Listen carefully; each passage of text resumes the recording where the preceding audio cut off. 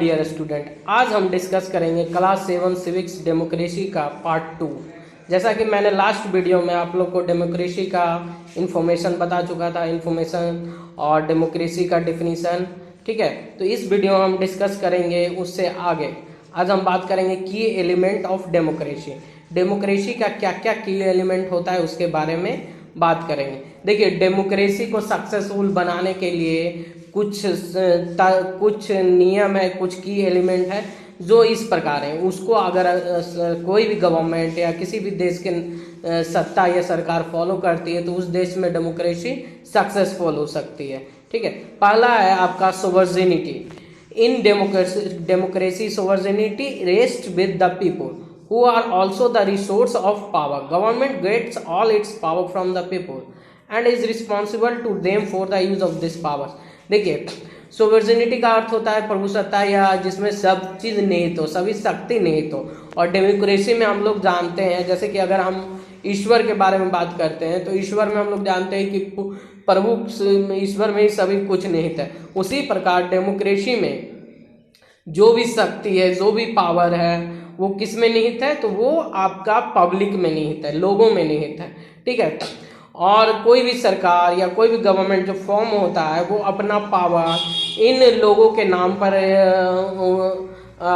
Acquire करता है और पब्लिक के नाम पर ही ये इन पावर का प्रयोग कर सकता है। तो उम्मीद है कि आपको सोवर्जिनिटी का अर्थ समझ में आ गया होगा। नेक्स्ट टॉपिक है आपका इक्वलिटी। इक्वलिटी का अर्थ होता है आपका समानता यानी बराबरी। देखिए, in a democracy all citizen irrespective of their caste, creed, colour और faith are equal. All public officers are open for all. Democracy में जितने भी नागरिक हैं, चाहे वो किसी भी धर्म, जाति, रंग, संप्रदाय या उनका जन्म किसी भी डेट को हुआ हो, सभी क्या हैं, यानी जन्म के आधार पर, धर्म के आधार पर, रंग के आधार पर उनके साथ कोई भेदभाव नहीं किया जा सकता है। वो सभी लोग क्या हैं, इक्वल हैं। ठीक है, और कोई भी सरकारी ऑफिसर इनकी सेवा करने के लिए हमेशा तैयार रहेगा और इनकी सेवा करने के लिए वो रिस्पॉन्सिबल है। थर्ड पॉइंट है आपका लिबर्टी। लिबर्टी का अर्थ होता है स्वतंत्रता। Element according to this, the democracy gives the freedom of thought and expression, belief and faith with reasonable restriction. Everybody is free to express his opinion, to form association, to have faith in any religion and to profess the same and to criticize the government. तो liberty का अर्थ होता है स्वतंत्रता। ठीक है, इस element के अनुसार डेमोक्रेसी लोगों को सोचने की शक्ति, अपने राय को व्यक्त करने की शक्ति, ठीक है, और अपने धर्म या अपने विश्वास को मानने की शक्ति प्रदान करता है। यानी उनको सभी प्रकार की स्वतंत्रता प्राप्त होती है, बोलने की, अपने आप को एक्सप्रेस करने की, ठीक है, और अपने धर्म को मानने की। और साथ ही साथ अगर कोई गवर्नमेंट से वो खुश नहीं है तो गवर्नमेंट को भी क्रिटिसाइज किया जा सकता है डेमोक्रेसी में। उम्मीद है कि आप लोगों को ये टॉपिक समझ में आ रहा होगा। अब आपका नेक्स्ट एलिमेंट है फ्रेटर्निटी। फ्रेटर्निटी का अर्थ होता है भाईचारा। It stands for the brotherhood, unity and integrity of nation despite our diversity. It ultimately strengthens the nation. In a democratic government much emphasize is laid on fraternity. ठीक है, ये देखिए, फ्रेटर्निटी का अर्थ होता है भाईचारा।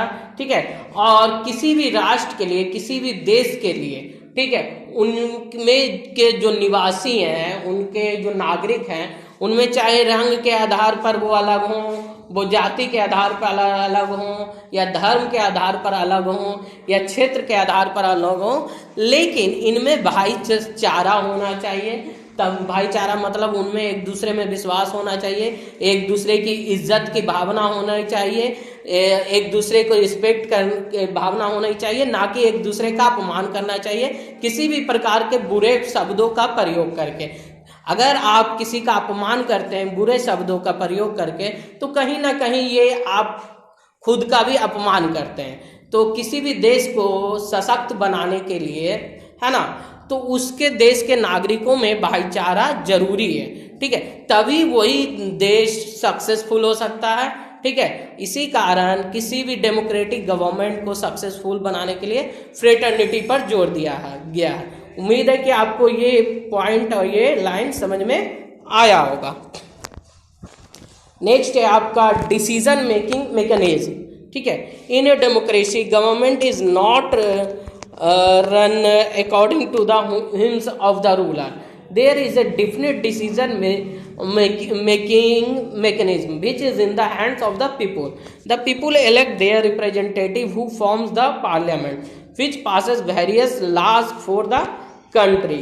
अगर हम देखते हैं तो डेमोक्रेसी में कोई भी सरकार मतलब उसके रूलर के इच्छा के अनुसार संचालित नहीं किया जा सकता है। कि अगर कोई रूलर का कुछ मन हो तो वो अपने मन के अनुसार नहीं किया कर सकता है, वो कोई भी डिसीजन लेगा जो उसका निर्धारित प्रक्रिया है। जैसे कि अगर हम इंडिया को देखते हैं तो क्या मोदी जी जो अभी वर्तमान में लॉकडाउन चल रहा है कोरोना वायरस के कारण, ये उनका पर्सनल डिसीजन होगा? नहीं, ये जो लॉकडाउन का डिसीजन है ये पूरे डिसीजन मेकिंग मैकेनिज्म के थ्रू लिया गया होगा। जैसे अन्य राज्यों के साथ बातचीत करके, अन्य मंत्रियों के साथ बातचीत करके, विपक्ष के साथ बातचीत करके तभी ये डिसीजन लिया होगा।